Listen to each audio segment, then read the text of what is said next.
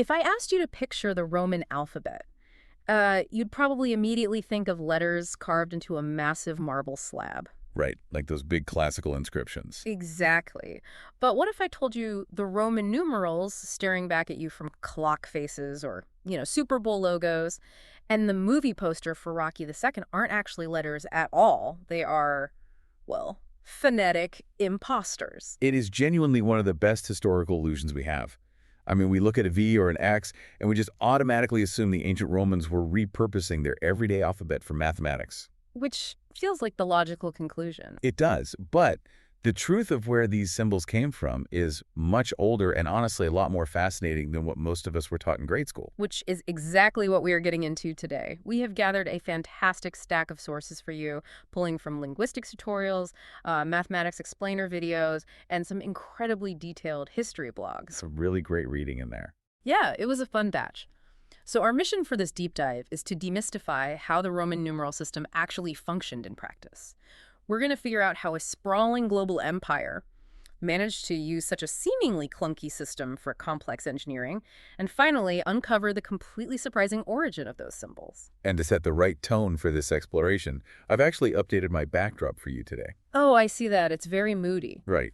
Just picture an ancient, candlelit Roman study, dust floating in the air, filled with rolled-up architectural blueprints for aqueducts. But sitting right in the middle of that rough wooden desk is a sleek, modern digital calculator. Okay, I love that visual. That collision of ancient, messy historical reality and modern mathematical precision is exactly what we are exploring. It's the perfect setup because to understand the history, we really first have to understand the mechanics of how the system was supposed to work. Okay, let's unpack this. Let's do it. There are only 7 basic building blocks used to create every single number in this system. You have I for 1, V for 5, X for 10, L for 50, C for 100, D for 500, and M for 1,000. Those 7 tools are basically your entire mathematical universe. Every number recorded across the empire was just some combination of those specific symbols. Right. And one of the sources used a really helpful analogy for how you combine them. Building a Roman numeral is a lot like packing a suitcase as efficiently as possible. You are always trying to take up the least amount of space. Exactly. Efficiency is key. Like, if you need to pay for something that costs 50 denarii, you wouldn't hand the merchant 5 10-coin stacks if you had a single 50-coin piece. It's the exact same logic on paper. You wouldn't write 50 as XXXX. You just use an L. You condense the information. Right. Efficiency is the stated goal. Right. And to achieve that efficiency, the system relies on placement to dictate whether you are adding or subtracting. If a smaller numeral is placed after a larger one, you add them. So a V followed by an I. A 5 and a 1. Exactly makes 6. But if you want to save space, you use subtraction. So an I placed right before a V means 1 less than 5, giving you a 4. You write IV instead of 4 I's. Yeah, it saves you carving 2 extra lines into a stone monument. Okay, but this is where I hit a bit of a logical wall when reading through the math sources, because the modern rules for this subtraction are incredibly punishing. Well, they really are. You aren't allowed to just subtract any number from any other number to save space. For instance, if you want to write 490, pure logic tells me to just write XD. 10 less than 500. 2 letters. Done. Makes perfect sense. But the rules explicitly say you cannot do that. 10 is only allowed to be subtracted from 50 or 100. So to write 490, you are forced to write CDXC, 400 plus 90. Right. That is 4 letters instead of 2. Did an ancient Roman blacksmith really memorize these hyper-specific subtraction rules just to keep his ledger or buy bread? Okay, so what's fascinating here is those incredibly strict, headache-inducing rules you just mentioned. They are entirely modern conventions. Wait, really? Yeah. The ancient Romans themselves would have probably looked at our strict grammar for their numbers and just laughed. So they didn't actually follow the rules we teach in school? Not even close. They didn't have a centralized textbook dictating standard mathematical grammar. The reality of ancient Rome was incredibly flexible, localized, and heavily context-dependent. They just wrote what made sense to them in the moment. Okay, I need an example of this because it kind of changes how I view the whole system. Sure. Take the Colosseum in Rome. It's a massive structure with numbered entrances to manage crowd control, right? If you look at Gate 44, it is inscribed in stone as XLIII. Wait, XL is the subtractive part for 40, 10 before 50? But then they just slapped 4 additive I's at the end, XLIII, instead of the proper XLIV. Yes, on a major imperial monument. They use subtractive notation for the 40, but completely ignore the subtractive rule for the 4, right in the exact same number. That is wild. And it gets even more chaotic in later historical records. There are medieval texts where the year 1613 is recorded as XVIXII. Wait, XVIXII. That's literally just 16 and 13 smashed together. Yep. They just sounded out the year like we do in modern English, completely ignoring their own condensation rule. They just sounded it out. Instead of the properly condensed MDCXII, the scribe just thought, 1613, and wrote that. Wow. It just goes to show that for most of history, these numerals were a localized shorthand, not some rigid universal law. Well, that flexibility makes the system feel much more human, but it also exposes a massive problem. Uh-oh. If the written system was that loose, clunky, and prone to the whims of whoever was holding the chisel, how do you calculate taxes for an entire continent? How do Roman engineers calculate the precise slope of an aqueduct using a system of letters that doesn't even have a zero? So you've hit on the most common misconception about Roman numerals. You were assuming they used these letters to actually do the math. They didn't. What do you mean? How else do you do math, if not with your numbers? You have to separate the concept of calculating from the concept of recording. The Roman numeral system was never designed for arithmetic. If you tried to multiply MMCC by XIV on a piece of parchment, you would lose your mind. Yeah, I would. Instead, the Romans did their actual math using a counting board, or an abacus. Oh, like a wooden board with columns and little sliding beads? Exactly. Or often just lines drawn in the sand with little pebbles placed on them. In fact, the Latin word for a small pebble used on a counting board is calculus. Oh. Which is literally where we get the word calculate. That makes so much sense. The pebbles are doing all the heavy lifting. Right. A pebble in the right-hand column means 1. Move that exact same pebble to the next column left, it means 10. The position of the pebble dictates its value. They would physically move these stones around to do complex addition, subtraction, multiplication, even division. The Roman numerals were simply the receipt. Once you finished moving your pebbles and had your final answer, you used the letters I, V, X, and L to write down the final tally on a wax tablet or a scroll. So Roman numerals aren't a calculator, they are just a pen. That completely reframes the system for me, and I suppose that also answers why they didn't have a zero. Because if you are doing math with pebbles and a column is empty, you don't need a symbol for zero, you just don't put a pebble there. Precisely. The system was designed for counting tangible goods, swords, sheep, sacks of grain. If you don't have any sheep, you don't need a philosophical mathematical placeholder to represent the void of sheep. You just have no sheep. Right. If a tax collector absolutely had to note an empty account on a ledger, they would just write the Latin word nulla, meaning none. I think I read that later on they started using an N. Yeah, later in history, people sometimes use the letter N as a shorthand for nulla, but even that wasn't standardized. I saw in one of the sources that using N caused some massive headaches because in certain regions, other people were using N to mean 90. Imagine the accounting disaster of confusing 0 with 90. Oh, it would absolutely ruin the imperial budget. But to your earlier point about building aqueducts, engineering requires incredible precision. It requires fractions. Right, and they don't have decimals. Exactly. Since they didn't have decimals, they needed a robust way to divide things up. But they didn't use a base 10 system for their fractions like we do. They used a base 12 system. Why base 12? If their main numbers are clearly built around 10s, 50s, and 100s, why switch to 12ths for fractions? Because base 12 is vastly superior for physical, real-world division. How so? Well, you can divide 12 evenly by 2, 3, 4, and 6. You can only divide 10 evenly by 2 and 5. If you are a Roman carpenter dividing a beam of wood, or an estate manager dividing a plot of land among 3 sons, a base 12 system makes the math incredibly clean. Okay, that is deeply practical. But how did they write down a base 12 fraction using the standard alphabet symbols? They used a dot system. 1 dot meant 1/12. 2 dots meant 2/12, and so on. Simple enough. But they also had a specific shorthand for exactly 1/2, or 6/12. They used the letter S, which stood for the Latin word semis, meaning half. Wait, so if that Roman carpenter needed to write down a measurement of 4.5, they would write IV for the 4 and then just tack an S on the end, IVS. That is exactly what they would write, IVS. Writing 4.5 as IVS looks completely bizarre, almost like a typo to modernize, but it perfectly solves the problem of not having a decimal point. It does. But let's look at the other extreme for a second. Fractions handle the tiny details, but what about the massive scale of an empire? The basic 7 symbols cap out at M for 1,000. If an emperor wants to record an army of 100,000 men or 10,000, he can't just write 10 M's on a scroll. That it completely violates the suitcase packing rule of efficiency we talked about. Did they have to invent new letters? They didn't invent new letters, but they did invent new visual mechanics to scale the existing ones up. 2 methods really stand out in our historical sources for dealing with macro numbers: the vinculum and the apostrophus. Okay, let's take the vinculum first.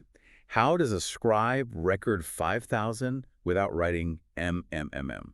The vinculum is a system of modifier lines.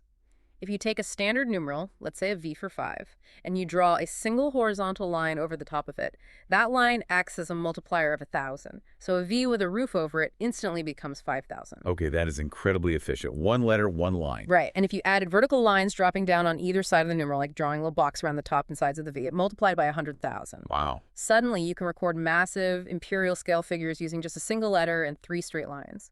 And what about the second method? The apostrophus. The apostrophus was used heavily in the early days of the Republic, well before the letter M became the standard for 1,000. To write 1,000, you wouldn't use a letter at all. You would draw a capital C, then a vertical line, an I, and then a backward mirrored C. Oh, like 2 parentheses with a line directly down the middle. Exactly. A backward C. You know, drawing backward letters and nesting them like parentheses feels incredibly unintuitive for a society that literally helped popularize the alphabet. It makes me question if these symbols were ever actually alphabet letters to begin with. You're definitely onto something there. Which brings up something I read in the sources, because here's where it gets really interesting. There is a very famous theory about where these shapes originate. It's the hand theory. Ah, yes. The elementary school classic. Exactly. The theory is so visual and intuitive. The letter I looks like a single finger, right? So one finger is 1. If you hold up your whole hand, stretch your thumb out away from your fingers, the negative space between your thumb and index finger makes a V shape. Right. So V is 5, representing a full hand. And if you take 2 hands and cross your arms at the wrists, that makes an X, which represents 2 5s, or 10. It is a beautifully elegant story, and it is almost certainly a complete myth. Really? But it lines up so perfectly. It lines up perfectly for 1, 5, and 10. But the theory completely collapses the second you try to apply it to the rest of the system. Yeah. I mean, you cannot contort your hands to make an L in a way that logically signifies 50. True. I'm trying to do it right now, and it's not working. And as historians, if we connect this to the bigger picture, we have to rely on a principle called Occam's razor. The idea that the simplest explanation is usually the correct one. Yes. And the original Latin phrasing of Occam's razor applies perfectly here. Numquam ponenda est pluralitas sine necessitate. Never create multiple origin stories if you don't have to. Right. It defies logic to claim that I, V, and X evolved organically from hand gestures, but L, C, D, and M were pulled from completely unrelated sources. There must be a singular unified origin for all 7 symbols. So if it isn't hands, and it isn't the Latin alphabet, what is that singular origin story? The true origin of Roman numerals predates the Roman Republic entirely. They were inherited from the civilization that lived just north of Rome, the Etruscans. Oh, okay. And to the Etruscans, these were not alphabet letters. They were tally marks. Like a shepherd carving lines into a walking stick to count his flock. Exactly like that. Imagine you are that ancient Etruscan shepherd. For the first few sheep, you just scratch a vertical line into the wood. 1 line, 2 lines, 3 lines. Those are your eyes. But when you get to the 10th sheep, you need a visual milestone so you can count by tens at a glance. Makes sense. So you scratch your vertical line, and then you strike a second line right through it to cross it out. And crossing it out creates the X. Oh, wow. It isn't a letter. It's literally a crossed-out tally mark. Right. The X is just a visual milestone. Now, what is exactly half of an X? If you take an X and erase the bottom half, you are just left with V shape pointing down. Exactly. The V wasn't a hand. It was literally just the top half of the tally mark for 10. It served as a halfway marker. Okay, that visual logic is actually much stronger than the hand theory. But how does a system of scratches on a stick evolve into L, C, D, and M? It follows that exact same pattern of milestones and halfway markers. When the Etruscans counted up to 100, they needed a new, highly distinct milestone to stand out from the X's. So they carved a symbol that looked like a vertical line with a horizontal line crossing it and two diagonal lines crossing that. Okay, so it looked exactly like a modern asterisk. Precisely. Now, follow the logic here. What is half of 100? 50. So just like they did with the X, they took that asterisk and mentally cut it in half. Wait, so if you wipe away the top half and the right side of an asterisk, You are left with just the bottom vertical leg and the left horizontal arm. which forms a perfect right angle, a capital letter L. Exactly. The L for 50 is just a deformed, sliced-up asterisk. But wait, what about the C for 100? You just said the original milestone for 100 was a full asterisk. How does a spiky asterisk turn into a smooth, curved C? The answer to that is human laziness. Really? Yeah, when scribes are carving into stone or writing rapidly on wax tablets all day, sharp, intersecting angles are tedious. Over generations of rapid handwriting, the sharp spikes of that asterisk slowly smoothed out into a curved semicircle. And that semicircle just so happened to visually match the Latin letter C. Exactly, and the Latin word for 100 is centum, which conveniently starts with a C. It was pure historical serendipity. So people just forgot about the asterisk and assumed the C stood for centum. That's right. And the exact same process of rapid handwriting and linguistic coincidence happened for the thousands. The original Etruscan tally mark for 1,000 was a circle with a crosshair right through the middle. Like looking through a telescope. Right. As scribes wrote that crosshair circle quickly over centuries, the sides of the circle started to open up.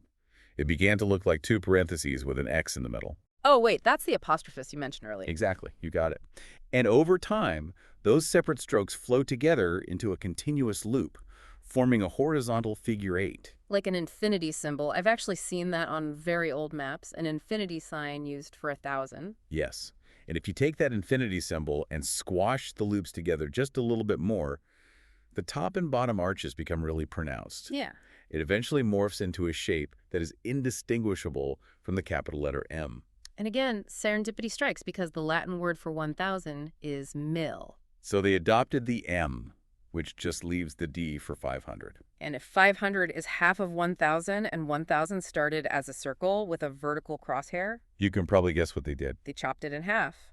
If you take a circle with a vertical line down the middle and you erase the entire left side, you are left with a straight vertical line attached to a curved semicircle on the right.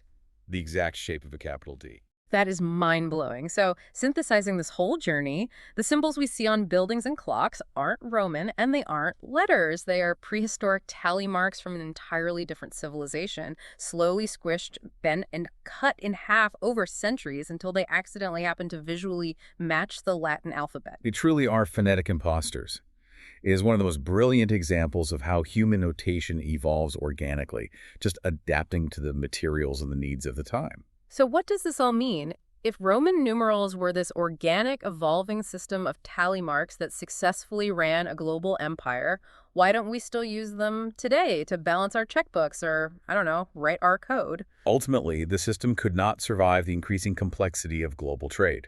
Remember earlier we talked about efficiency? Yeah, the suitcase analogy. Right. Well, writing the number 388 in Roman numerals is MMDCCCLXXXVII.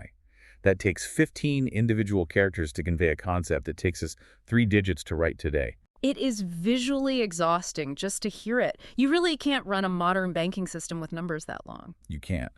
And as trade expanded during the Middle Ages and the Renaissance, Europe was exposed to the Hindu-Arabic numeral system, the 0 through 9 system we use today. Ah, right. It was a place value system, meaning the position of a digit changed its value, and it included a dedicated mathematical concept for 0. It completely eliminated the need for counting boards and pebbles. You could do the arithmetic right on the paper. The Roman system was simply outcompeted. But they didn't disappear entirely. They survived the transition. They survived, but they shifted roles. While Arabic numerals won the war of practicality, Roman numerals survive for aesthetic reasons. They impart an air of gravitas. They feel grounded in tradition and timelessness. Which is why we still use them on things meant to feel permanent or enduring. Like a grandfather clock feels more distinguished with an IV or an 8. We use them for chapter headings in classic literature. The Olympics use them to denote legacy, and we use them for monarchs. You don't write King Charles III with a digit. You write King Charles as the lower strike. It visually connects the present to a long, unbroken line of history. They have fully transitioned from a functional mathematical tool into a powerful cultural symbol. So the next time you look at a fancy clock face or the title of a movie sequel, you aren't just looking at letters, you are looking at squished, sliced up Etruscan sheep counting tallies. It totally changes how you see them. It really does. But this raises an important question, though, and it's a final thought I want to leave you with today. Oh, I'm all ears. So, the Hindu-Arabic system, our 0 through 9 base 10 numbers, replaced Roman numerals because it was vastly superior for human calculation. It was the better tool for the biological brain. Right. But today, our world is increasingly run not by human brains, but by computers. And computers do not process information in base 10. They process everything in binary. Base 2, zeros and ones. The ultimate digital counting board. Exactly. So as human life integrates more and more deeply with digital technology and artificial intelligence, will there ever come a day when our standard base 10 numbers are viewed the exact same way we view Roman numerals today? Oh, wow.